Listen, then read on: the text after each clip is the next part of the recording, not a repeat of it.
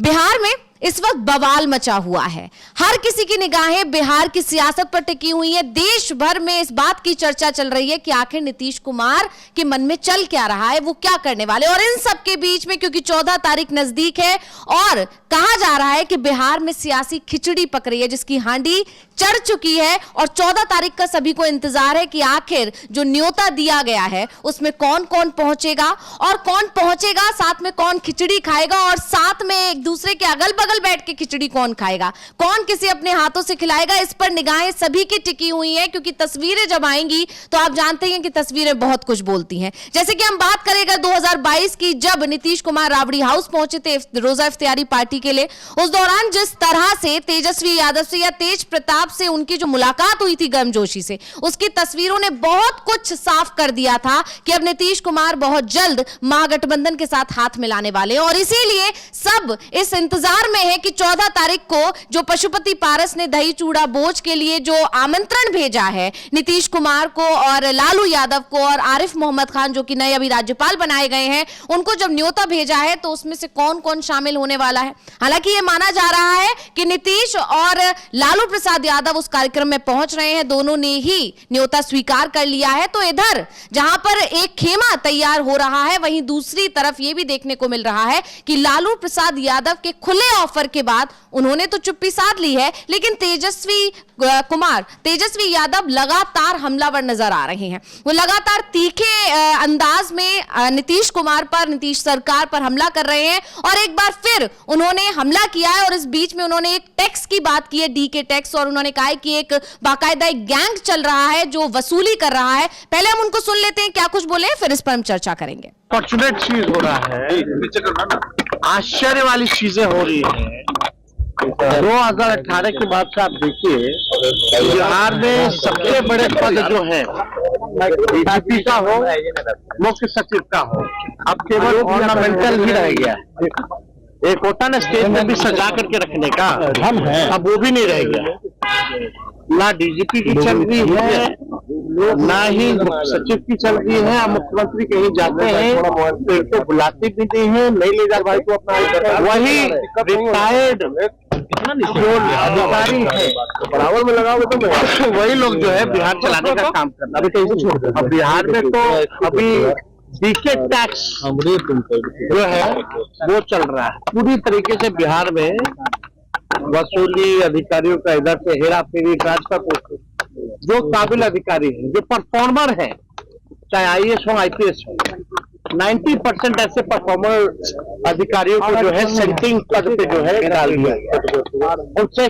कोई काम नहीं लिया जा रहा है। या कुछ ग्रुप में अगर बात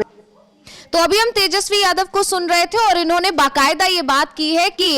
एक तरह से उन्होंने फिर से नीतीश कुमार को लेकर ये बताने की कोशिश की है कि उनकी तो चल ही नहीं रही है, उनकी कोई सुनवाई नहीं होती है। वहीं दूसरी तरफ उन्होंने कुछ अधिकारियों पर संकेतों में निशाना साधने की कोशिश की और कई गंभीर आरोप लगाए हैं। तो क्या कहना चाह रहे हैं तेजस्वी यादव अपने बयान से? अविनाश जी, क्या अपडेट है आपके पास? नहीं, अभी तो जो बिहार में चल रहा है, क्योंकि अभी एकदम क्लियर नहीं हुआ है कि नीतीश कुमार एनडीए छोड़ रहे हैं कि नहीं छोड़ रहे हैं, लेकिन ये कहा जा रहा है कि चर्चाएं चल रही हैं। क्योंकि खाली नीतीश कुमार उधर चले जाएंगे और वहाँ सीएम बन जाएंगे, सिर्फ यहाँ तक बात सीमित नहीं है। नीतीश कुमार का जो टारगेट है वो 2025 का विधानसभा चुनाव है, और जब तक 2025 के विधानसभा चुनाव को लेकर ये क्लियर नहीं हो जाता है कि यदि नीतीश कुमार एनडीए छोड़कर महागठबंधन में जाते हैं तो उनको वहाँ क्या मिलेगा। क्योंकि सीएम पद तो है ही है मुख्य रूप से, लेकिन बात वो भी है कि भाई यदि नीतीश जाते हैं तो सीट बंटवारा किस तरीके से होगा। क्योंकि नीतीश को भी ये पता है कि यदि उनके पास कम विधायक रहते हैं तो यदि वो सीएम बन भी जाते हैं तो फिर वो खुलकर सरकार में कामकाज नहीं कर पाएंगे, जिस तरीके से इस समय उन्हें अपनी सरकार चला रहे हैं। क्योंकि उनके पास सिर्फ 44 विधायक हैं, 122 का बहुमत है,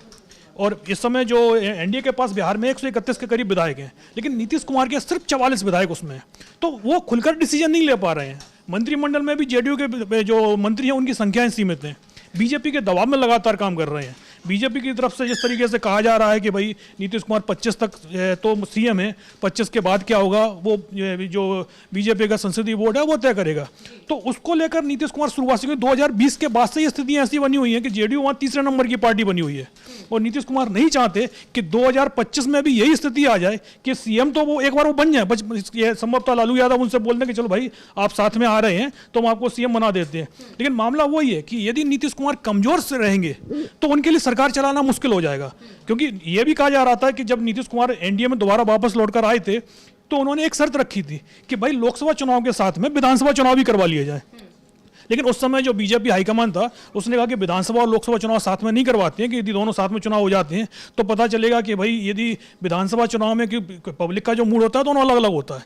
कि लोकसभा चुनाव में तो एक राष्ट्रीय मुद्दे होते हैं तो राष्ट्रीय मुद्दों के नाम पर अपन को वोट मिल सकता है, लेकिन जब बात विधानसभा की होगी तो फिर वहाँ लोकल इशू महत्वपूर्ण हो जाएंगे और उसमें जो महागठबंधन है वो कहीं भारी ना पड़ जाए। तो फिर यह बात हुई कि भाई लोकसभा चुनाव के 2 महीने बाद अपन विधानसभा चुनाव भी करवा लेंगे।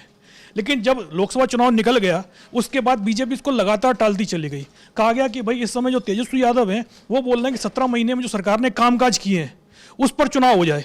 तो जाहिर सी बात है बीजेपी को काम करने के लिए उससे जो एनडीए की सरकार आई थी उसको काम करने का मौका ही नहीं मिला था, क्योंकि जैसे ही सरकार बनी उसके 1.5 महीने बाद ही वहाँ आचार संहिता लग गई, तो उसके बाद 2.5-3 महीने लंबा तो चुनाव करवा दिया गया था। अब उसके बाद आप फिर दोबारा से चुनाव में जाते हैं तो जाहिर सी बात है जो मामला जो बनता है वो 17 महीने के कार्यकाल को लेकर और बाकी का बीजेपी का जो एनडीए का जो वहाँ कार्यकाल चला उस पर होता है। तो बीजेपी को उसमें साफ साफ अपनी हार दिखाई दे रही थी। उसके बाद बीजेपी लगातार इसको टालते चली गई और अब यह कहा जा रहा है कि जो अमित शाह हैं उनकी सीधा निशाने पर आ गया है सीएम पद, और इसी को लेकर जेडीयू जबरदस्त दबाव में दिखाई दे रही है। और अब क्योंकि अभी एक क्लियर अभी तक नहीं हो पाया है कि भाई सीएम उसके 2025 के बाद कौन रहेगा, ना तो एनडीए में और ना महागठबंधन में, क्योंकि अभी तक तो महागठबंधन की तरफ से चेहरा साफ है। यदि नीतीश कुमार नहीं आ रहे हैं तो फिर तेजस्वी यादव ही वहां से सीएम पद का चेहरा एक तरीके से उन्होंने घोषित कर दिया है। अब नीतीश आते हैं तब क्या स्थितियां बनती हैं, जब तक इस पर क्लियर सब कुछ नहीं हो जाएगा तब तक आप मान के चलिएगा कि तेजस्वी यादव के जिस तरीके के बयान चल रहे हैं, तेजस्वी यादव खुलकर नीतीश कुमार के ऊपर तो सीधा बोल रहे हैं कि काम नहीं कर पा रहे हैं, उनको काम नहीं करने दिया जा रहा है। यानी तेजस्वी यादव की कोशिश है कि भाई हमला तो किया जाए सरकार पर, क्योंकि भाई चुनाव तो जो आपको लड़ना है वो एनडीए के खिलाफ ही लड़ना है, और इस समय जो सरकार वहां चल रही है वो एनडीए की सरकार चल रही है। तो नीतीश कुमार को तो वो एक मतलब मान के चलते हैं कि उनको कुछ लोगों ने घेर रखा है, बेचारे हो गए हैं, बीमार भी रहते हैं, वो उस तरीके के हमले हो रहे हैं, कामकाज पर नहीं। अब एक नया डी के टैक्स आ गया है भाई, जो पूर्व अधिकारी हैं, रिटायर्ड अधिकारी का नाम लिया जा रहा है कि भाई एक जो अधिकारी हैं अब वो नीतीश कुमार के भी करीबी हैं, वो बीजेपी के भी करीबी हैं, दोनों के करीबी हैं। तो जाहिर सी बात है, और जो बिहार में जो भी ब्यूरोक्रेसी काम कर रही है वो एक तरीके से मुख्यमंत्री के अंडर में काम नहीं कर रही है। वो कोई डी के जो उन्होंने नाम लिया है किसी अधिकारी का, जाहिर सी बात है डी से उनका नाम स्टार्ट होता है, बीच में कुमार होगा, जो भी कुछ होता है हो सकता है। तो जो क्योंकि वो रिटायर हो चुके हैं उसके बाद भी वो पावर में बने हुए हैं, यानी मुख्य सचिव डीजीपी वगैरह जो भी हैं वो मुख्यमंत्री की जगह उनको रिपोर्ट कर रहे हैं। इसी तरीके से पहले जो चलता था, जिस समय 2022 से पहले जब आरसीपी सिंह जेडीयू के अध्यक्ष होते थे तब ये कहा जाता था कि बिहार में आरसीपी टैक्स चलता है, कि कोई भी अधिकारी यदि आरसीपी सिंह को अपना टैक्स जो भी कुछ उन्हें दिया जाता था वो पहुंचा देता है, फिर वो उस अधिकारी के खिलाफ आप कितनी भी शिकायतें कर लीजिए, बहुत ज़्यादा यदि दबाव में होगा तो उसका एक विभाग से दूसरे डिपार्टमेंट में ट्रांसफर कर दिया जाएगा। लेकिन उसको जो दूसरा डिपार्टमेंट भी मिलेगा वो भी बहुत महत्वपूर्ण डिपार्टमेंट मिलेगा, और पहली बात तो यही होती थी उसका ट्रांसफर होता ही नहीं था, तो वो आरसीपी टैक्स चलता था। लेकिन जब आरसीपी सिंह को पार्टी से हटाया गया उसके बाद जो नीतीश कुमार है उसके कुछ दिनों बाद तो पलटी ही मार गए थे, और अब जब वो दोबारा आए हैं तो फिर आरसीपी की जगह पर, क्योंकि आरसीपी सिंह जो भी थे जो ना वो भी एक आईएएस अधिकारी थे,